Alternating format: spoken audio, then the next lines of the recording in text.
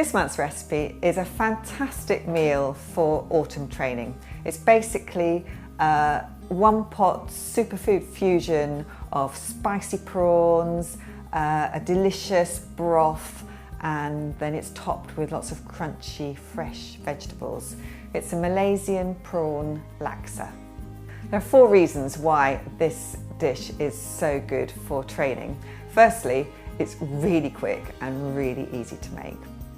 Secondly, it's got a perfect balance of slow-release carbohydrates, really good quality protein, and healthy fats to sustain your training.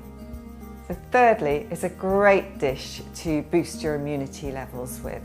It's packed with vitamins and minerals like zinc and copper and magnesium, all great at boosting the immunity. And fourthly, it's got loads of fresh chilli and fresh ginger, both of which act as anti-inflammatories, so really good for keeping your muscles in tip-top condition. So you can make this Malaysian prawn laksa in 5 easy steps.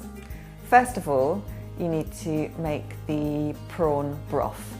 So peel and devein the prawns, and then in a saucepan just heat up a small amount of oil and add the prawn shells. Fry them at quite a high heat until they're pink and crispy, and then pour over the water, bring it all to a boil, cover, and then reduce to a simmer, and simmer that for about 30 minutes.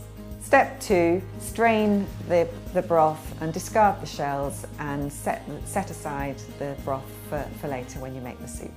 Step 3, cook the noodles. This is a matter of just following the instructions on the pack. It usually means pouring boiling water over the noodles and leaving them to soak for a few minutes until they become soft. Step 4, we make the soup.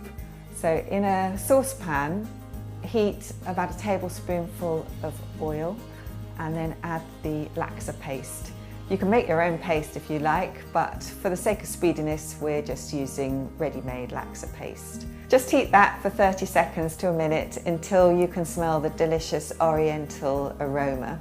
And then add the coconut milk, the prawn broth, the fish sauce and the sugar, and heat that all through for a couple of minutes before you add the fresh ginger and the prawns.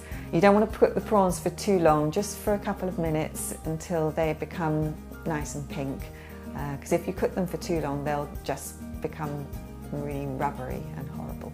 So step 5, just add the noodles to the soup, stir that round and heat them through for a bit, and then divide the mixture into your 4 warmed bowls.